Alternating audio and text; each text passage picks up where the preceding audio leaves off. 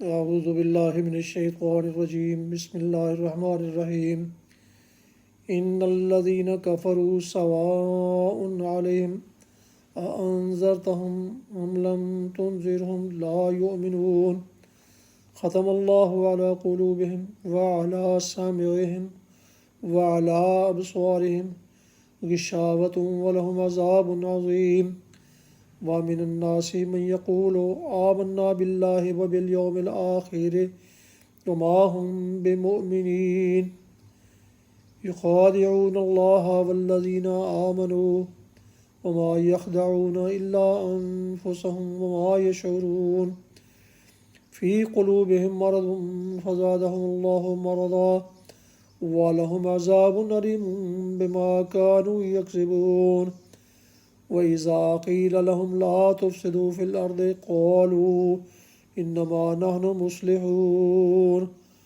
أَلَا إِنَّهُمْ هُمُ الْمُفْسِدُونَ وَلَكِنْ لَا يَشْعُرُونَ صدق اللہ العظیم وصدق رسولہ النبی الکریم وعلی ذلک من الشاہدین۔ سورہ البقرہ آیت 6 تا 12 کا ترجمہ اور تفسیر ملاحظہ فرمائیں۔ ان الذین کفروا سواء علیہم، جن لوگوں نے ان باتوں کو تسلیم کرنے سے انکار کر دیا ان کے لیے یکساں ہے، خواہ تم انہیں خبردار کرو یا نہ کرو، بہرحال وہ ماننے والے نہیں ہیں۔ اللہ نے ان کے دلوں اور ان کے کانوں پر مہر لگا دی ہے اور ان آنکھوں پر پردہ پڑ گیا ہے، وہ سخت سزا کے مستحق ہیں۔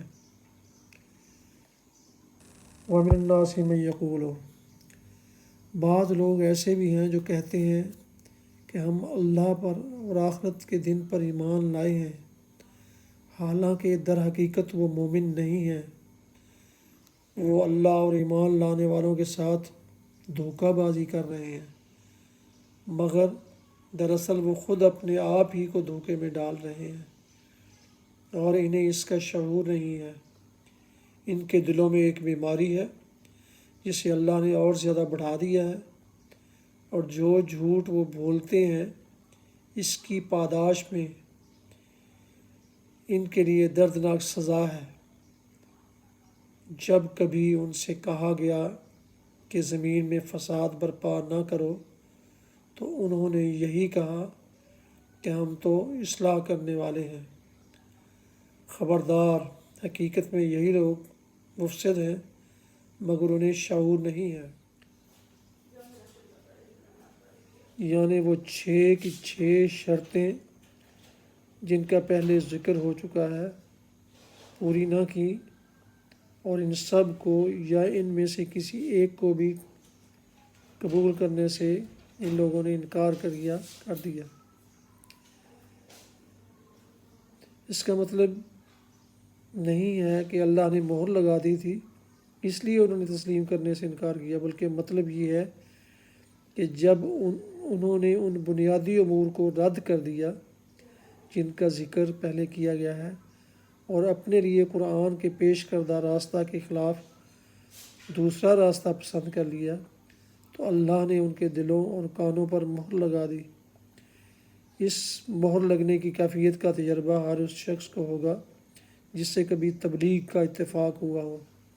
جب کوئی شخص آپ کے پیش کردہ طریقے کو جانچنے کے بعد ایک دفعہ رد کر دیتا ہے تو اس کا ذہن کچھ اس طرح مخالف سمت میں چل پڑتا ہے کہ پھر آپ کی کوئی بات اس کی سمجھ میں نہیں آتی۔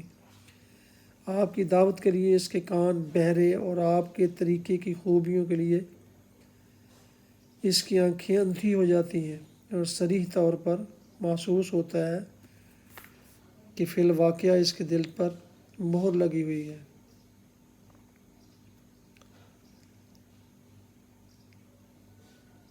دراصل وہ خود اپنے آپ ہی کو دھوکے میں ڈال رہے ہیں اور انہیں اس کا شعور نہیں ہے۔ یعنی وہ اپنے آپ کو اس غلط فہمی میں مبتلا کر رہے ہیں کہ ان کی یہ منافقانہ روش ان کے لیے مفید ہوگی، حالانکہ دراصل یہ ان کو دنیا میں بھی نقصان پہنچائے گی اور آخرت میں بھی۔ دنیا میں ایک منافق چند روز کے لیے تو لوگوں کو دھوکہ دے سکتا ہے، مگر ہمیشہ اس کا دھوکہ نہیں چل سکتا۔ آخر کار اس کی منافقت کا راز فاش ہو کر رہتا ہے، اور پھر معاشرے میں اس کی کوئی ساکھ باقی نہیں رہتی۔ رہی آخرت تو وہاں ایمان کا زبانی دعویٰ کوئی قیمت نہیں رکھتا،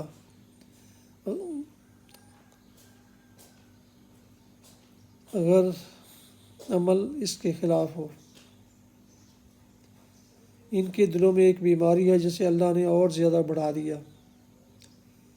بیماری سے مراد منافقت کی بیماری ہے، اور اللہ کے اس بیماری میں اضافہ کرنے کا مطلب یہ ہے کہ وہ منافقین کو ان کے نفاق کی سزا فوراً نہیں دیتا، بلکہ انہیں ڈھیل دیتا ہے، اور اس ڈھیل کا نتیجہ یہ ہوتا ہے کہ منافق لوگ اپنی چالوں کو بظاہر کامیاب ہوتے دیکھ کر اور زیادہ مکمل منافق بنتے چلے جاتے ہیں۔ صدق اللہ العظیم۔